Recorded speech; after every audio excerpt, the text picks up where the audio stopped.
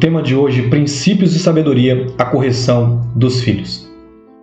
Salomão nos instruiu sobre algo muito importante que nós precisamos entender a respeito da correção dos filhos.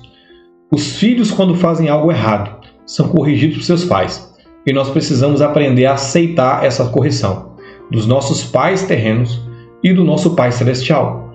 Olha o que diz em Provérbios, no capítulo 3, a partir do versículo 11. Filho meu, não rejeites a disciplina do Senhor, nem te enfades da sua repreensão, porque o Senhor repreende a quem ama, assim como o pai a um filho, a quem quer bem. A primeira coisa que nós vemos aqui é que a correção é para aquele que ama. Se você não ama o seu filho, você não vai corrigi-lo.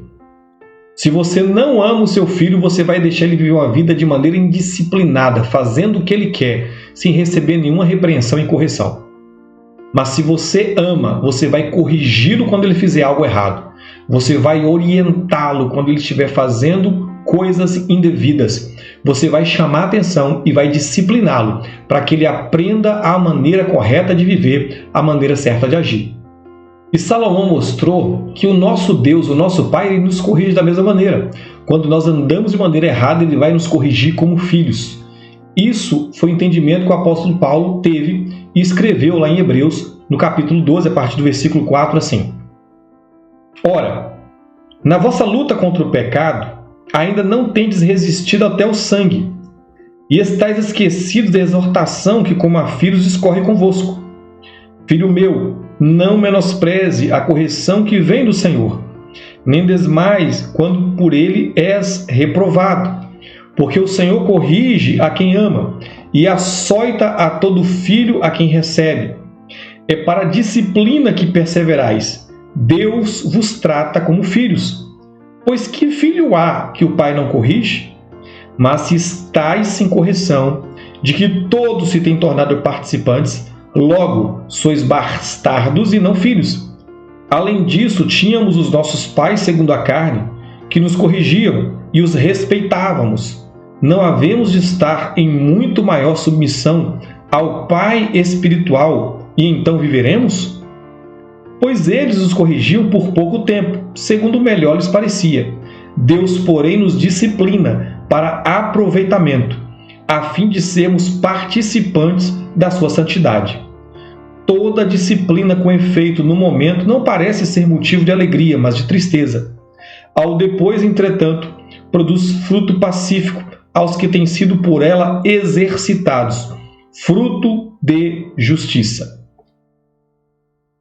Aqui nós temos o apóstolo Paulo orientando, olha, quando você for corrigido por Deus, repreendido por Deus, não endureça o seu coração, porque Deus, ele corrige aquele que ama. Quando você estiver fazendo algo de errado, estiver cometendo um pecado, fazendo algo que desagrada o coração de Deus, ele vai te corrigir, ele vai te disciplinar.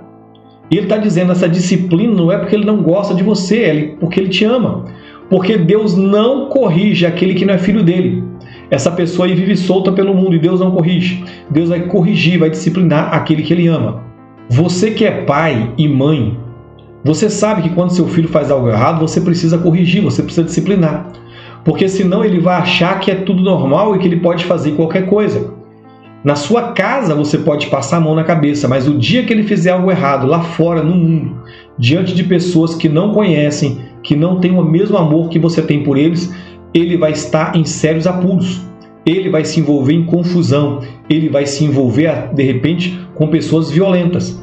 Então nós temos que instruir os nossos filhos, corrigi-los e discipliná-los quando estiverem fazendo coisa errada. O nosso Pai vai nos corrigir. Você pode ter certeza. Todas as vezes que um filho de Deus estiver cometendo um pecado, a disciplina vem de Deus, ela vai vir de Deus para te corrigir. Mas para quê? Não é para te destruir. O que o autor está dizendo aqui no texto, ele vai dizer assim, olha, é para aproveitamento vosso, versículo 10 está dizendo, é para aproveitamento vosso que Deus faz isso. Para quê? Para que nós sejamos participantes da sua santidade. A disciplina de Deus é para que nós venhamos andar em santidade, para que venhamos abandonar o pecado, viver uma vida de justiça e integridade aqui nesse mundo. A orientação de Salomão é não rejeites a disciplina de Deus. Quando algo estiver ruim na tua vida, acontecendo de errado na tua vida, pergunte a Deus: Senhor, por que isso está acontecendo? Será que é uma disciplina de algo que eu fiz? Muitas pessoas falam assim: olha, mas uma vez que eu pedi perdão, acabou. Não é isso. Não é isso. A disciplina de Deus vai vir quando nós fazemos algo de errado. Você pode ter pedido perdão para Deus. Ele pode ter perdoado o teu pecado. Mas aquilo que você semeou, você vai colher. Ele fala isso. Tudo que o homem plantar, ele vai colher. Se você plantou, você vai colher.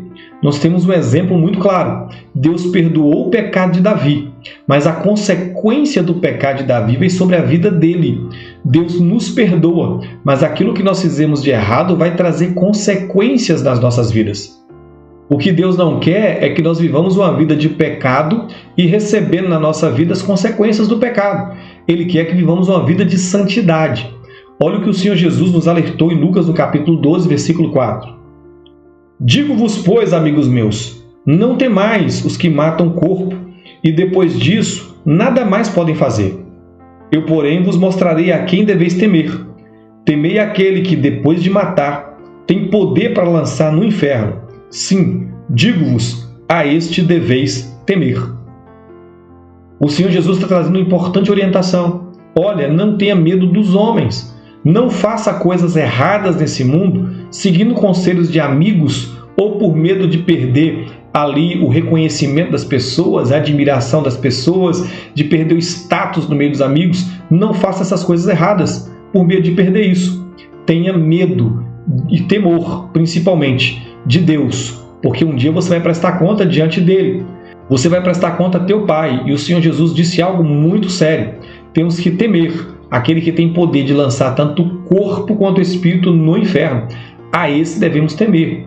Então tenha o temor de Deus. Se você recebeu a Deus como Pai, se você crê em Jesus e confessa a Ele, você se tornou filho de Deus, então agora venha respeitar o seu Pai. Venha fazer a vontade do Pai. E a vontade do Pai é que vivamos em santidade. E tenha isso na tua mente. Todas as vezes que você se desviar da vontade do Pai, Ele vai trazer a disciplina na tua vida. E essa disciplina é para o seu bem.